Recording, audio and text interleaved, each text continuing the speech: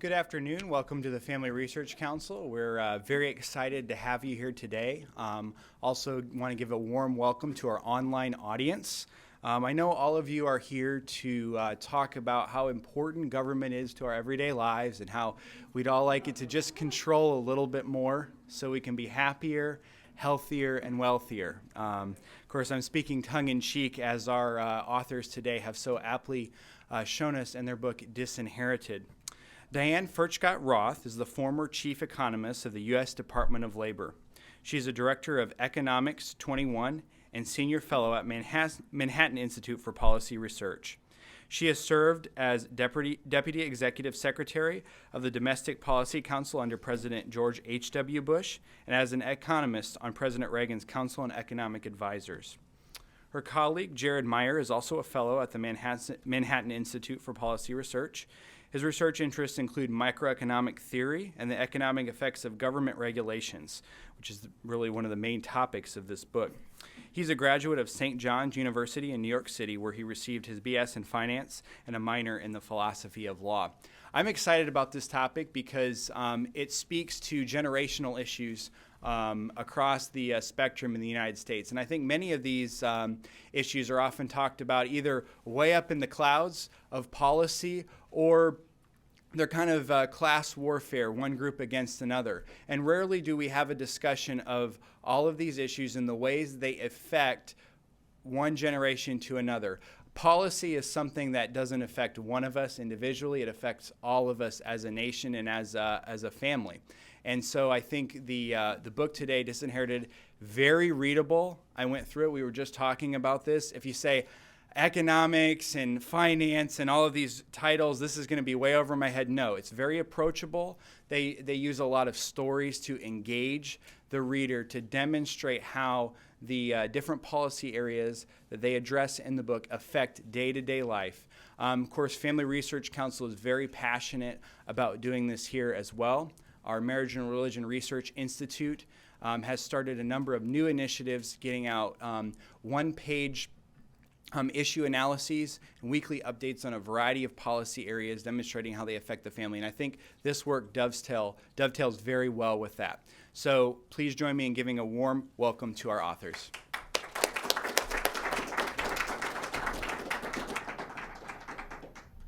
Well, thank you very much for that very kind introduction. And thanks so much to the Family Research Council for inviting us and for sponsoring this. This is our first talk on the subject, and we're so grateful to you. And we're so grateful to all of you for coming to listen to us when you could be in some restaurant or working in your offices or going to the National Gallery, but instead you've chose to come and hear us talk about our book. Thank you so much. So I'm going to speak for 10 minutes. Jarrett's going to speak for 10 minutes. Then we're going to take all your questions. So we're looking forward to hearing from you and about your experiences too. Well, I think nothing can be more clear than Madeleine Albright's commencement address at Tufts over the weekend. She said that one of the great milestones of life now is the day you pay off your student loans, along with birth, death, marriage, and college graduation. Well, maybe she was speaking tongue-in-cheek, but the fact that she should have to mention it is a tragedy. 70% of college students have debt, and the average amount of debt is $27,000. Here we're in the situation that we're giving young people a worse education. We're making it difficult for them to get into the workforce. They're graduating with thousands of dollars in debt. We're expecting them to pay higher health insurance premiums so that middle-aged and older people can pay lower premiums. Then after that, we're expecting them to pay off not just the national debt of $18 trillion, but also the state debt, which is about another $5 trillion.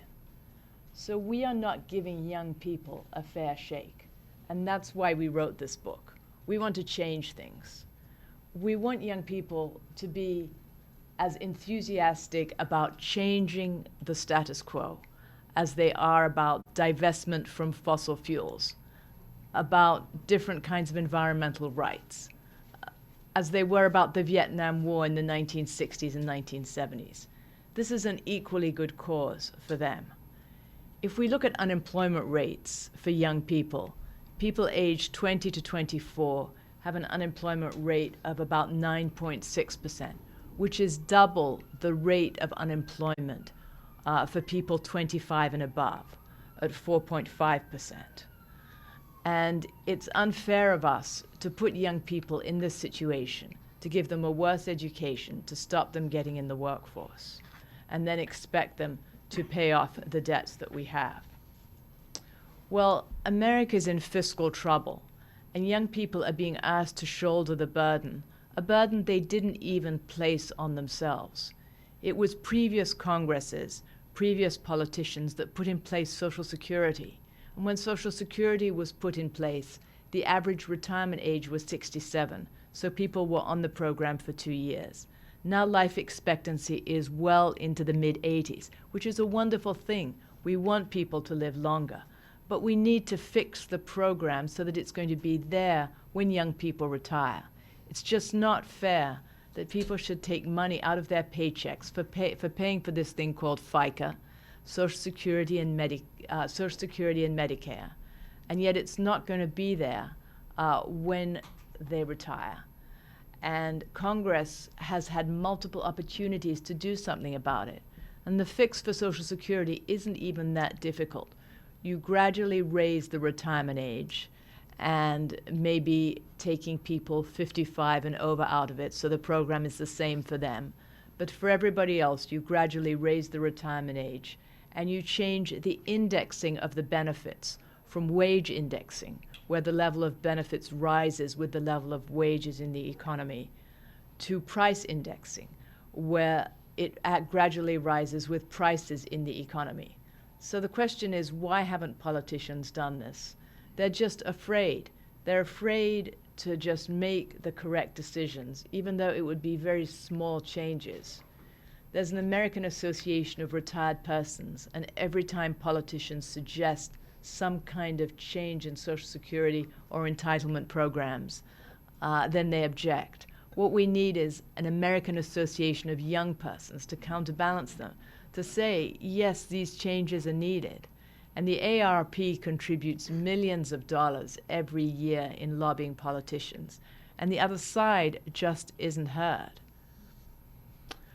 Well, when we talk about the Affordable Care Act paying for parents' health care, in the Affordable Care Act, they put in the law that there was a 3-to-1 band between premiums of one group to another. So that means older people can't pay more than 3 times the amount of premiums paid by younger people. It used to be that premiums for younger people were about 1/5 the amount of premiums for older people. But that changed with the Affordable Care Act. And in order to stay in business, it's not as though insurance companies can keep the level of the premiums for young people the way they were before and then just lower the premiums for the elderly. They can't do that or they'd go out of business. So instead what they've done is raise the premiums for young people. And in 2014, 27-year-old males saw their premiums rise an average of 91% because of the law. In contrast, premiums for the average 64-year-old rose only 32%. And one reason we need the increases is because the Affordable Care Act mandated a very broad kind of health insurance. Even people such as you have to pay for pediatric dental care even if you don't have any children. And people like me have to pay for maternity care even though I'm not going to have any more children. So it doesn't make any sense at all for everybody has to buy one-size-fits-all policy. I mean, what's needed is to allow more choice and more competition, more choice in the types of plans. So if you want, you can buy a low-cost catastrophic health plan that would pay if you had a heart attack or cancer or got knocked off your bicycle in traffic, but not force everybody to buy a large mammoth plan, and then it's left to the young to shoulder the burden of those premiums. Young people who, as I mentioned before, have higher unemployment rates and less chance of getting a job and higher levels of debt. Well, we also talk in our book about the failure of primary and secondary education. It's old versus young once more. older unqualified teachers have to be kept on, even though it means that children get a worse education. So you find that in New York, there are rubber rooms where they're paying unqualified teachers. They can't fire them. They can't get rid of them. And in any other normal business, if you couldn't do your job or there was someone who could do it better, you wouldn't have that job. You'd be replaced with somebody else. But in the case of education, because of union pressure, the older teachers, even though they're unqualified, are kept on. And that means less room, first of all, for young people to go into the teaching business, but more important, it means that children have a worse education. And if the bottom 5% of teachers by performance was just replaced with someone of average performance, then the lifetime income for a class would be an extra $250,000 a year. Because if they get better educations, they're more likely to graduate from high school. And it's one of the real disadvantages, one of the real tragedies of our system, that we require children to go to high schools where the graduation rate is only 55%. You know, with other kinds of benefits, with Medicaid, we say you can go to any doctor that takes Medicaid patients. With food stamps, people get the food stamps. They can go to any grocery store. There would be a revolution if we said that people have to go to their neighboring grocery store. They'd say, my grocery store doesn't have fresh fruits and vegetables. It often doesn't have milk. Sometimes it has roaches and rats. There'd be a revolution. But for some reason, there's no revolution when we say to people, you have to go to your neighborhood school, even though your neighborhood school has a 55% graduation rate and your kids won't feel safe. This is something, again, that needs to be changed. If we look at the Harlem Success Academies in New York, run by Eva Moskowitz, they have very high graduation rates. Their students score in the top 1% of New York State schools. They even start physics in kindergarten, Eva Moskowitz was telling us last week. We should allow these charter schools to expand, and we should let the other ones close. And not doing so is, again, favoring the old at the expense of the young. Well, after children get out of secondary school, they go to college, they graduate with debt, then they go into the workforce. And again, we place barriers in front of them. There's licensing requirements that prevent them from even starting their own businesses. There's minimum wage laws that are getting higher all the time. And these minimum wage laws don't just start when kids get out of college, right when they're teens. If there's a $15 minimum wage, your 15 or 16-year-old certainly is not going to get a job at your local bike store. Kids in Seattle are going to have a really hard time with that $15 minimum wage. The licensing requirements mean that you can't start your own interior design business in many states. You can't start your own tree trimming business. Any kind of initiative is basically cut off in certain states. And we want to make it easier for people to get in the workforce, not more difficult. But again, these laws benefit older people. They already earn way above minimum wage. They already have jobs. They don't need to start their own businesses. Another way we're disadvantaging young people through the workforce is doing away with unpaid internships at for-profit companies. You know that you can get an unpaid internship with President Obama at the White House. You can get one in Congress. You can get one at any community action organization such as ACORN or Fight for 15 or New York Communities for Change. But if it comes to a for-profit organization like Goldman Sachs or Warner Brothers Records, then the Labor Department comes down and says, no, you either have to get college credit or you have to be paid. And a lot of these places, such as the New Yorker, have stopped offering unpaid internships altogether. And we talk about that in the book. We talk about one young man called Sammy Page, who was offered a job in a recording studio last summer, and he wants to be a musician. He has his own band. He wasn't allowed to take it because his college did not offer academic credit for internships. So he had to spend the summer playing his instruments on the street and working on his own with his computer on recording. And that just doesn't have to be that way. It doesn't cost the federal government one dime to change those kinds of regulations. Well, I think I've spoken enough, and I think it's time to hear from a real millennial, Jarrett Meyer, my co-author, and he's going to talk about what to do about this, what can be done to change things and to reclaim the future for America's youth. Yeah, and I want to reiterate thank you for having us and for all of you tuning in. And I also want to point out, I know we have a wide age range in the audience and also online, and I don't want this to break into a brawl. So this is not generational warfare. What we talk about in our book is unintended consequences that when government action takes place, it tends to favor older, established interest at the expense of young people.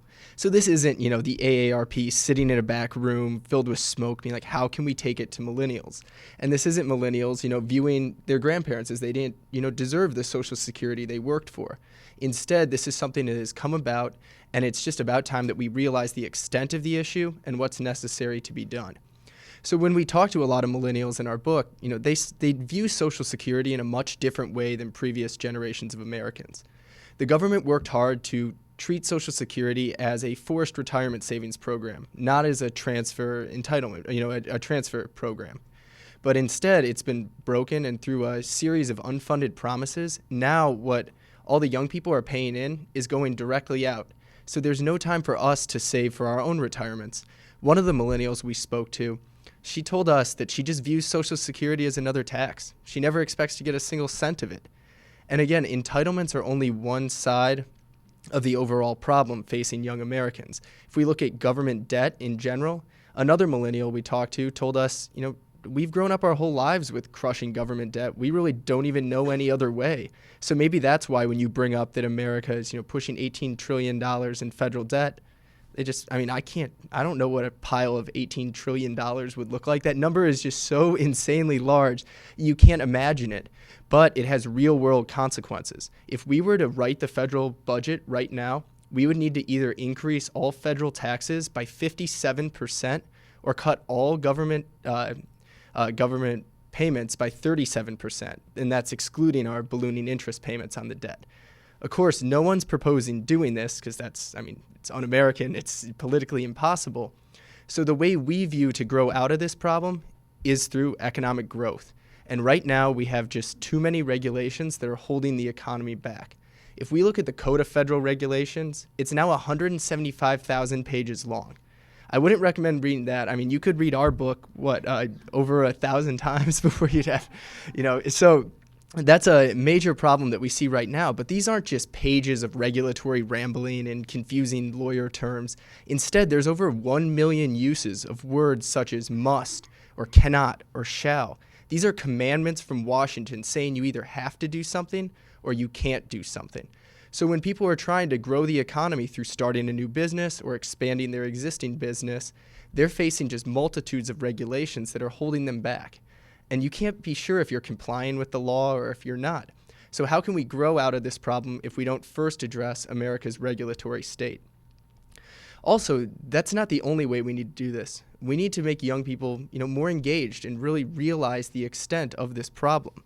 As Diana brought up, the AARP is consistently in the top 1% of organizations tracked by political spending. But again, there's no American Associations of Young People. So we need something else to kind of counter the influence. And as she said, it's not that young people don't care. When they get really excited about something, they're going to spend their hours that they're not in class or playing sports or doing anything pushing for that issue on social media, or if they're going to go volunteer on campaigns. So this is something young people can get excited about. Imagine if if they could realize the extent of the debt or of labor market regulations that they're facing or of decreased educational opportunities, and you could get them excited about that in the same way, as she said, for divestment from fossil fuels. All of a sudden, we'd start to see a change. And young people don't vote. That's pretty well known. As for the last election, it was only 40% of 18 to 24-year-olds who voted, and that's far below the 72% of Americans 65 years and older who voted. But again, it's because a lot of them just view government as inefficient and wasteful. If we look at recent polls, it shows that 2/3 of millennials think that government spending is inefficient and it's just a complete waste of money. That's up from 40% when President Obama took office. So at least a silver lining we see in that is that young people's perceptions are changing on this. And they realize that instead of let's just, give everyone free things, let's make guaranteed jobs, let's, no college debt, all of these, instead they're seeing that maybe Washington is contributing to the problem and we need to look to another way to try to remedy the solution. One of the articles I read, it was in Rolling Stone about a year and a half ago, that kind of put a bigger fire behind myself in writing this book with Diana. It was by Jesse Meyerson, and he said we need to make everything free. We need to guarantee someone a job, and if they don't want to work, just guarantee them an income. These were his prescriptions for how to help millennials. Well, there's another side, and there are more effective solutions, which I'll also go into here. Because even if young people ignore the political process and choose not to vote, unfortunately, the political process doesn't ignore them. And they're going to continue to be saddled with debt from programs they never voted on. They won't receive anywhere near their initial investment paid in back, yet they're going to be on the hook for paying this. So if we also look at seeing this as millennials looking at Social Security reform, this was a number that really surprised me. I found 3/4 of millennials want Social Security reform to be a top priority for the government. You couldn't even find a group of 75% of Republicans who would want major Social Security reform. So this shows that they realize this is an issue and they're changing their views on it. So it's something that is kind of growing and gaining momentum. And also, when popular services in the ride sharing or other service economy things, Uber, Lyft, Airbnb, all of those, now only 16% of millennials view government regulation as protecting the public. So they're starting to see a lot of these regulations that don't really have the public safety behind them, but rather protect established companies and keep them out of work or from being able to take an Uber anywhere they want. They see those as inefficient and wasteful. So what we're doing right now is we're cutting off opportunity and shifting the burden of paying for these programs and protecting other people from the old to the young and also from the wealthy to the poor. If we look at households that are headed by someone 65 years or older, they have 50 times the wealth of households headed by adults 35 and under. And you might say, well, yeah, Jared, that makes sense. These people have been able to work longer. They've accumulated wealth. They've built up a nice nest egg. But back in the 1980s, which is the earliest comparable data, this ratio was only 10 to 1 instead of 50 to 1. So elderly Americans, when we put in Social Security, there was a major problem. People who were getting old, but they were going to, likely pass away a few years after they started getting benefits. Now people can continue to work at that time, which is great. We want more older Americans in the workforce and continuing to use their skills, but we need to update the programs to reflect this reality. And is it any wonder when we're talking about how this affects families? Right now, 56% of 18 to 24-year-olds are living at home with their parents. This is a historic high. But again, is it any wonder they're living at home when they've got crushing student loan debt, they've had a subpar education, they have a lot of career opportunities cut off for them? I mean, I see it as completely understandable. So again, this is a systemic problem. This isn't just the debt. This isn't just the Affordable Care Act. It's not only primary education, but it's secondary, where the current government programs of student loans actually drive up the costs of college. And it might seem kind of counterintuitive, but the best way to understand this is that the current federal system effectively writes a blank check to colleges. It says you can increase your tuition all you want and keep adding benefits or amenities like water slides, lazy rivers, rock climbing walls, and we're going to increase what we're giving you on our end so that students can go to these colleges. And research by the U.S. Treasury Department actually found that for every $1 in increased federal aid for student loans, scholarships fell by $1. So we're shifting the burden now to other taxpayers. And this might not be problematic if going to college was a great investment for everyone, but it's not. If we look at the unemployment rate for recent college graduates, it's at 8%. That's twice as high as the rate was when President Clinton was leaving office. So now young people are going to college. They view it as something they just have to do. Their guidance counselors have constantly pushed them that way when maybe going to a community college or a technical school or even going right into the workforce may be better choices for them. And also now, this really surprised me. 44% of college graduates are underemployed. So the unemployment rate doesn't even capture the full picture. But by underemployment, I mean that they're working in jobs that didn't require them to go to college. So they're saddled with $27,000 in student loan debt, and for what?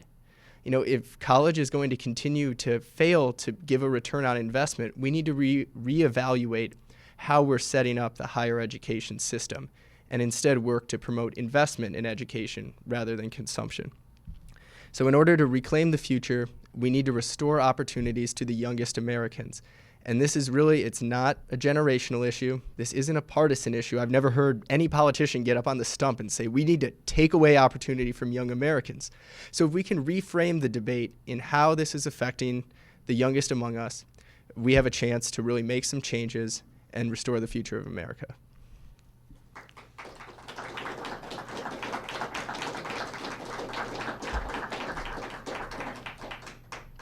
Thank you so much. We're going to take a few moments here for questions, and I know there will be many, but I'm going to selfishly take the first question and lead off. I went through the book, and I really appreciated you using analogies to show some of your points. So could you speak particularly in your section talking about entry points for particular careers? I think you had a story there about someone who wanted to be a barber or a hairstylist. Could you talk about what that would look like for a young person who maybe aspired to either start their own business or come into the business versus someone who had been there for 30 or 40 years, and how this current system is biased against the younger person? Sure. Well, we told the story of Melanie Armstrong, who had to get a license to start a hair braiding salon. She wanted to start her own hair braiding salon. And it would take years of getting this license, when she could have just opened it up right away. And 30 or 40 years ago, you didn't have to get a license to start any kind of hair salon or barbershop other than just a regular small business license. And so these increasing amounts of licenses are just sapping people's initiative. They're just stopping people from not only starting their own businesses, but then Melanie could have hired people also. When she finally managed to open her own salon, she hired other people to do that, to help her along. So these are potential job-creating machines that are being stymied. Do you want to add to that? In addition, just adding some context to Melanie's story, she was doing African hair braiding, which takes no chemicals. The only tools you're using are your hands and maybe, comb. Nothing mechanical, no chemicals, no reason that she needed to spend multiple years and thousands of dollars in cosmetology school learning how to dye hair or straighten it with chemically straighten it. And when she wanted to hire people, she got a wigology license is what she eventually had to get. She was, tons of it was a bureaucratic nightmare. But she ended up getting this. But when she wanted to expand her business and bring on some more help, she discovered she needed to get a license to be a cosmetology school to teach this. So again, she would have to step away from her successful business, go back and spend time and money just so she could bring on other young people who want an opportunity to braid hair. Thankfully, she's won, and Mississippi now, her story, if you want to know more, it's a Mississippi success story, great documentary, I highly suggest it. But right now, the same fight's going on in Missouri, Arkansas, and all over the country, where established businesses, cosmetologists and other hair braiders who went through this don't want new competition. So they're fighting tooth and nail to keep their established position. And we talked about one more story on cosmetology. Outside of Illinois, one of my friends in high school, she wanted to cut hair. And she was doing it, all through high school, doing it for her friend. People were happy with her service. They wanted to come to her. But when she started going through cosmetology school and seeing the costs and the time associated with it, she realized it just wasn't worth it anymore. And so instead of following her dream and her passion, she's instead working at a factory outside of Chicago. So what danger did she pose to the public? And that's the constant question that we need to ask with occupational licensing. Who's being protected, the public or established businesses? And it shouldn't even make any difference that the hair braiding was natural without chemicals or dyes, because you can go to any drugstore, you can buy plenty of products full of chemicals, you can buy plenty of dyes. So it's okay for you to go home and use it yourself. It's just not okay for someone else to use it on you, someone who might have much more experience. So it makes no sense at all.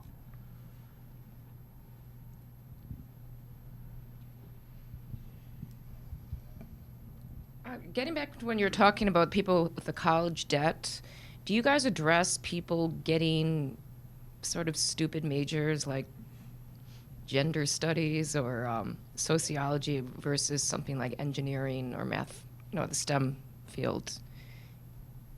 We do, yes. I mean, we do say that people should be more aware of the majors that they're doing. And if they're going to be incurring debt, they should at least incur debt for a major that's going to get them a job afterwards, such as one of the science, technology, engineering, and math fields, where they're definitely assured of a job, or majoring in economics or finance.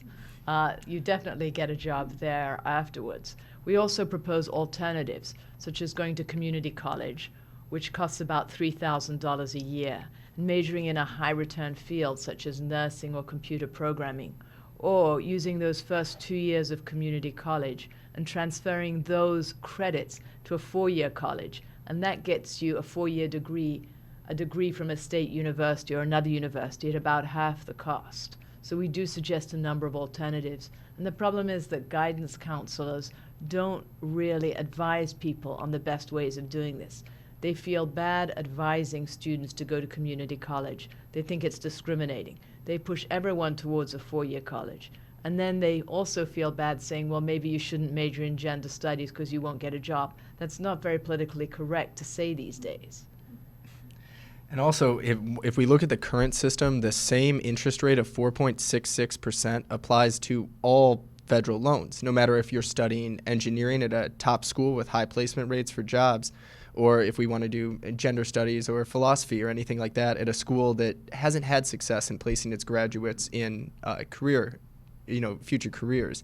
So something that we applaud President Obama for at least bringing up the idea is tying the interest rate or changing how the federal government supplies loans based on how colleges actually make a return on their investment.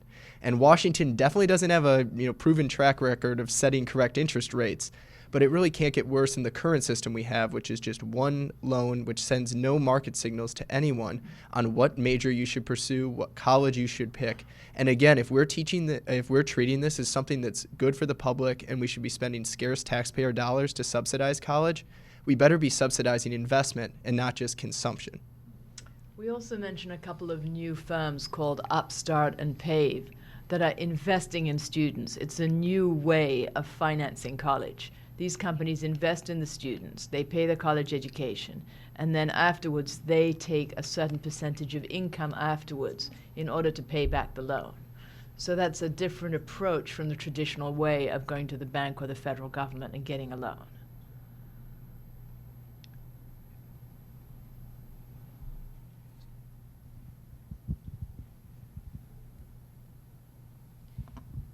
Thank you. Thank you for being here. You mentioned very kindly and politically correctly that this is not a generational battlefield. And it also seemed as though you treaded lightly on AARP. And it seems that they are certainly, as you mentioned, very influential and a big gorilla in the room. Is the truth getting out? It really is damaging to the country, to their grandchildren. Right. So how Yeah, is the that's truth right. getting out? How do we get the truth out? Well, first of all, we don't think that the AARP's political views and lobbying represents a majority of older people. And we think it's not a generational issue because we know parents and grandparents who are equally upset about what's happening to their children. They're upset that their children are graduating with such high debt. They're upset about the regulations that don't allow their children to get into the workforce. They're upset that their children are still living at home, whereas when they were their children's age, they were able to have an apartment. So I think it's definitely not generational, but I think it's maybe the AARP that is not getting the message. They're the ones who are out of touch. It's not that the AARP is representing older people, just as it wasn't true that the AMA, the American Medical Association, was not representing doctors and physicians when it lobbied in favor of the Affordable Care Act. Yeah, I agree. I mean, the AARP, it has a lot of political muscle, and it's not afraid to flex its muscle. And that's one of the reasons why we wrote the book. We want to show that this is having real world effects on young Americans, that everyone, if we go through these issues one by one, it's like, do you want young people to have the option to go to better schools? Well, yes. Do you agree that at least the minimum wage, its negative effects fall most hard on young Americans. People will say yes to that. And the Affordable Care Act, despite its insurance goals, you can't argue with the facts that it's shifting the burden from older Americans to younger ones. So when we look at all these issues one by one, people aren't on board with it, yet on the overall picture, they don't see the problem as pressing as it truly is right now. Our publisher wanted us to use the subtitle in the book, How Boomers Are Robbing the Young. And we particularly stayed away from that because, first of all, there are many boomers that tried and failed to change the system. And secondly, boomers appear to be as upset about this as anyone else. So it's definitely not an intergenerational battle. It's something the whole country has got itself into. And by the way, Europe is even worse. We definitely don't want to go the way of Europe, where taxes are even higher and job opportunities are even more limited. And in places like Spain and France, the youth unemployment can be as high as 50%. Just a comment and a question, really. You talked about this not being a series of partisan issues. I do think that when you're talking about regulatory reform, you're really challenging one of the tenets of the left's dogma. One of their principal conceits is that men are not angels and thereby need to be governed quite severely. And I agree completely that the regulatory apparatus is vastly out of control. It's repressive and coercive. In light of that, even if politically we can disagree on the nature of that faith, if you can call it that, what do we do to bring about regulatory reform? I mean, this really is a profound problem, and many Americans are seemingly oblivious to it. Well, one positive sign is, a lot of traditionally center-left think tanks like the Progressive Policy Institute or Brookings, Robert Lighton, who's at Brookings, he wrote a blurb for the back of our book saying this is a major problem. It's about time we've given the voice to this.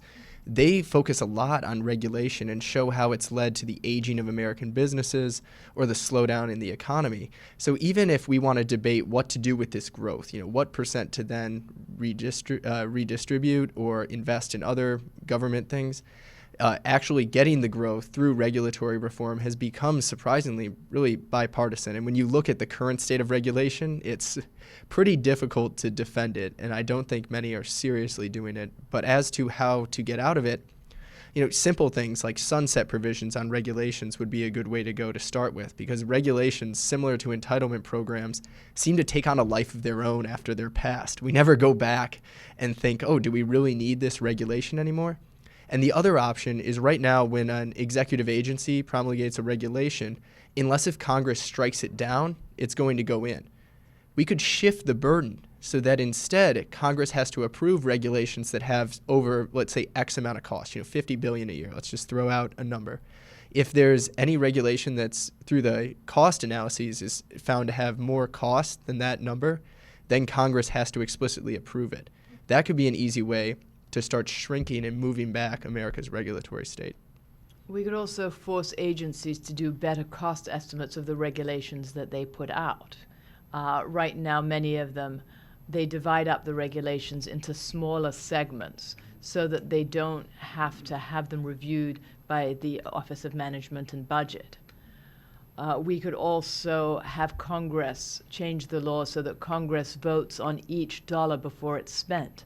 Right now, an increasing segment of the budget is entitlements that just get passed through. Why not have Congress vote on every dollar every year? And that way, some of the spending that automatically gets passed from year to year would get reduced. We've quoted several very intelligent democratic groups that are against regulation, and we should also admit that there are others who are trying to put more regulations in place, specifically the Environmental Protection Agency with its new regulations on ozone and mercury, the National Labor Relations Board with its new labor regulations. So our government still continues to churn out these regulations. When we said it wasn't a partisan issue, we also meant that a lot of the problems with entitlement programs have been building up through successive Democratic and Republican administrations.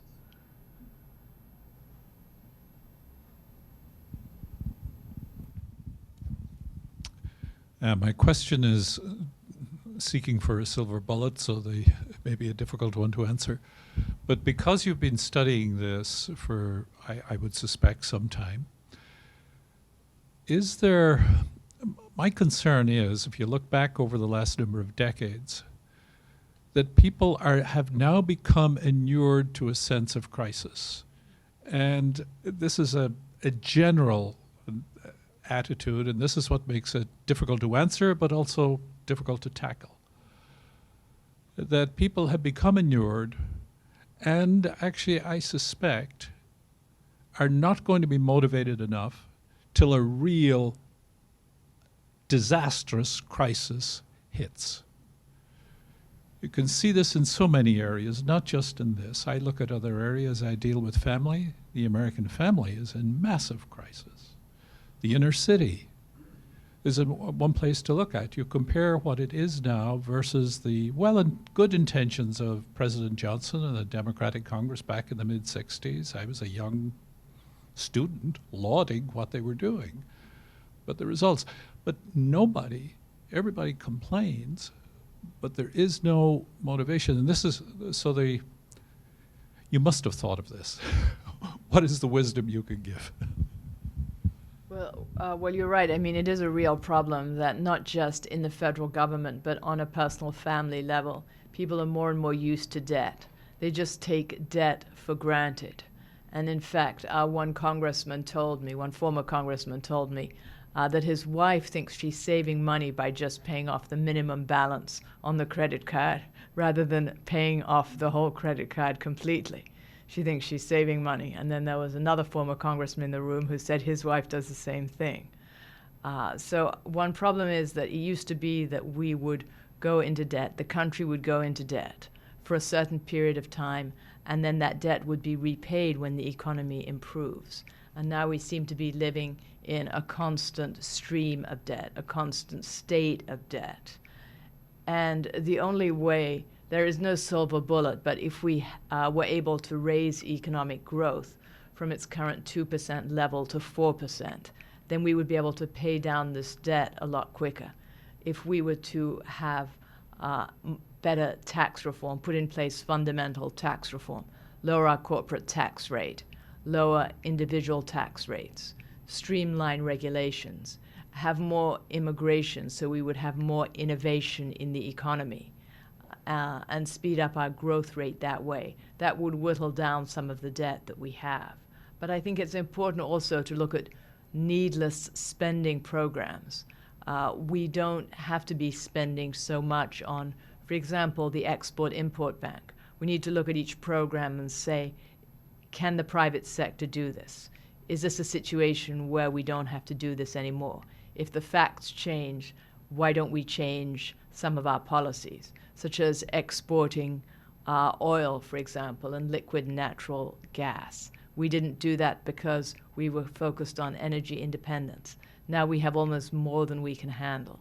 So we need to be taking a strong look at some of our policies. That's going to take new presidential leadership. And we hope we're going to get that new leadership in 2017. And also, just speaking to the silver bullet, I think it's the changing attitudes of young Americans. They are becoming more fiscally conservative, and it's not just that they're becoming Republicans, though, because they've seen runaway spending under the George W. Bush administration. They've seen extra runaway spending under President Obama's administration. And as I said, they're shifting attitudes on topics such as regulation or entitlement programs. I see that as really promising. And as they continue to grow and gain more political influence and kind of get their feet settled, I think they're going to be pushing politicians towards their views and moving it away from the current, status quo, how things are working right now. Hi, I'm Henry Patricus. I work for the Marriage and Religion Research Institute. So I also would like to try to box you in and get you to answer a tough question back to student loan debt and what We're we. happy to answer all tough questions. Okay, good. And If it's too tough, I give it to Jared. that's good. Well, let's see how we do. So it seems to me that. Well, let me ask the question first, and then I'll give the context. The question is really, how do we stop this blank check writing from the federal government that you mentioned, from the federal government to the universities. I mean, in the first, now for the context, in the first case, you have the education institutions, which are large and they have lobbyists. I've met them. They're skillful people. But at this second instance, you have this problem, not just of awareness that you brought up with, and lack of motivation on the side of the young, the people who will actually lose out from having this crushing debt. But I would assert to you that you have an even worse problem, that if you I doubt you'll contradict me, that if you go on the street and you ask your average teenager, should the federal government have programs that will help you go to college? I mean, you're going to get 3/4 of them that say, yeah, of course. So yes, but if you ask that average teenager, do you think people should be graduating with $27,000 in debt and be facing an unemployment rate of close to 10%? That teenager will say no. That's right. I agree with that. It depends on how you pose the question. That's right. It depends very highly on how you pose the question. The problem then is the universities have somewhat of a captive consumer base once this system is set up. Going back to the question, really, how do you get the federal government out of the student loan business? That seems to me to be that's what I'd like to box you into. That's the actual question. That seems to me to be a very difficult problem, because they're in it now. Before, the federal government was in the business of things like guarantees, which is I would call it a slippery slope, but it's this incremental way of causing things like the housing crisis with very, very cheap 30-year loans, et cetera. So you have this incremental problem of this becoming more popular, and really so you not only do you not have the prospective student wanting to say no to the money, you have this huge looming problem. What do you do to actually move people? Oh yeah, one more point of context. When did we in history ever back any of these programs off? I'll point to Reagan tried to do with a different part of Social Security, with the disability part of Social Security. In his first term, Reagan tried to make what were really moderate changes to the program. He tried to reduce the payout to Social Security. It was so wildly unpopular, speaking of popularity, that Reagan in his second term, he actually expanded the programs, and we've had nothing but expansion of payouts to SSI since then. So, I mean, do you have to go back to the 1910s to find an example where we were actually able to reduce these generous programs? With that, I'll stop. Well, we did actually raise the retirement age for Social Security, and we did make some changes in the Social Security program, not Social Security disability, which has been expanded, but the regular Social Security program, such as allowing people to just start taking money at age of 70 and gradually raising the age. So we did manage to do that, but we need to do that more. But to get back to your question, I think we're already seeing what we've seen just in our local area, Sweetbriar, a girls' school closing. And we've seen students less willing to borrow for their educations and looking elsewhere. We've had enrollments dropping at law schools, enrollments dropping at some BA programs also. So I think we already are seeing some kind of pushback. And some people say this is a bubble that is going to be bursting. But the current system of the federal government taking over the student loan business, that was just passed in 2010 with the Affordable Care Act. It's not very old, and I think that it can easily be rolled back. Yeah, and if we look at it, you're 100% right that colleges are going to fight to, pretty much fight against innovation. A lot of colleges. There's some, Ivy League schools, MIT, Harvard, that are embracing things like online courses, these massive open online courses that would just upend traditional education. And there's certain things that you do need to go to a four-year university for. Certain classes just don't translate well. It's still kinks to be worked out. But in general, there's certain courses that you could clearly get a lot out of for such a small cost, because think, when you're enrolling thousands of people in a course, adding one other person to watch it really costs nothing more. And if we need to add someone to verify that the tests are being taken by the student or other concerns over massive online courses, the costs are so small. So a change is coming to higher education. Whether universities want to embrace that change or fight against it is their choice. And I think we're going to see the ones who fight against it quickly find themselves obsolete. So higher ed in 10 years, it's going to look nothing like it does today. And I think that will help with the current problem. We already have certain careers where you study and then take classes online, such as to be a financial planner or to be an accountant. And we might very well see more of those kinds of credentialing. Yes, you've done a very good job of outlining all the various ways, or some of the many ways, that the death hand of government impedes economic growth, and I think they're inarguable. But government does have a role in our economy, and I think one that's, to me, the big elephant in the room we're not talking about is manufacturing. All we talk about service jobs, but in fact, the wealth of nations since the Renaissance has been manufacturing. And our government has let our manufacturing slip overseas, and there are just not that many jobs available. And the second thing is invasion. I mean, millions of low-wage people coming into fields has destroyed the wage levels in these fields.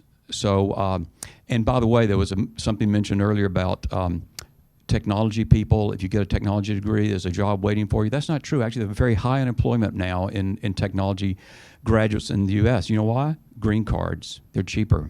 And a green card is, is sort of like indentured servitude. If you don't have the job, you have to go back home. So you've got an employee that's going to stay with you, right? Builds loyalty. So I think we need to look at the proper role of government, which is protection of the nation and its people. And that's what it's not doing. Well, that's an excellent question. And our advanced manufacturing is growing. Also, our energy-intensive manufacturing, as the price of shale has gone down, shale oil has gone down, we're getting manufacturing coming from Germany and other high electricity, high energy price areas. But if we are doing such a bad job with our corporate tax system, we have a corporate tax rate of 39%. The highest in the industrialized world. Plus, we tax companies on their worldwide income. There was another inversion announced today where another pharmaceutical company agreed to be bought out by an Irish company.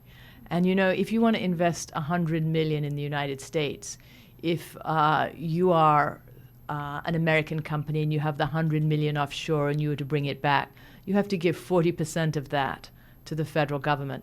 If you're a foreign company and you want to invest $100 million in the United States, you can bring back every cent of that $100 million. You don't have to give any of that to Uncle Sam. So there's something wrong with a picture where many of our companies, pharmaceutical companies, which are also manufacturing companies, are deciding that they are better off being acquired by foreign owners. I agree that we need more legal immigration, and I think that the H-1B visa system, as you say, does result in undercutting of native-born Americans.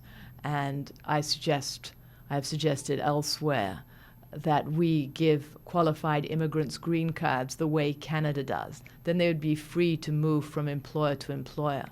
Our country has gained immensely by high and low-skilled immigrants. We need more of each, because American skills are in a bell-shaped curve. We don't have very many low-skill immigrants. We don't have many Americans, native-born Americans, without a high school diploma. We don't have many with PhDs in math and science. Whereas immigrant skills are in a U-shaped curve.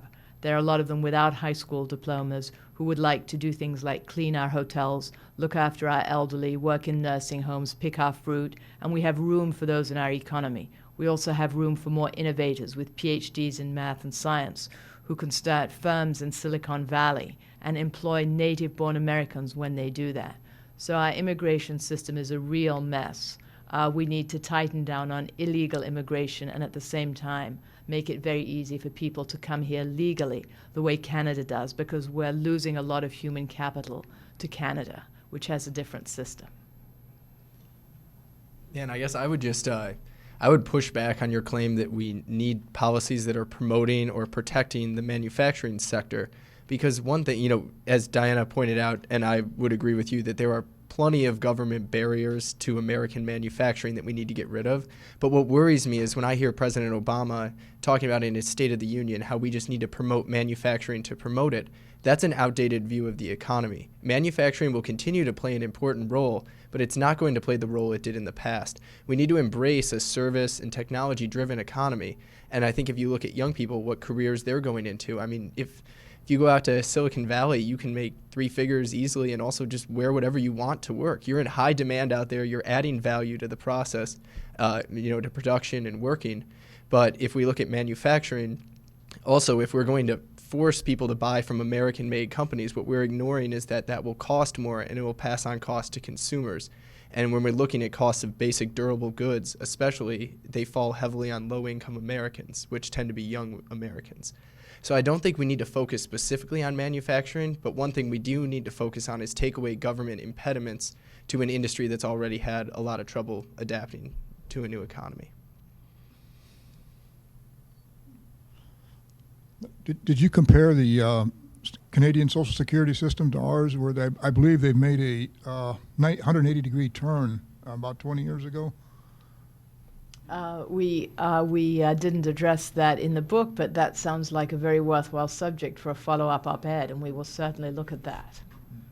They made a number of changes over the past 10 to 20 years, especially over the past 10 years, that really has resulted in lower deficits in Canada, a high rate of economic growth. It used to be Canada was worse off than we were by many, many economic measures. And now that has reversed itself. And we do need to take a strong look at what Canada is doing.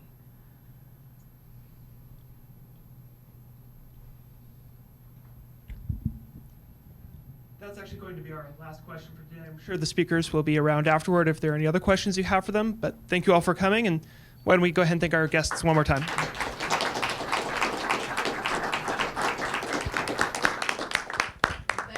For coming, and the book makes a great graduation present or a great present for your parent or grandparent.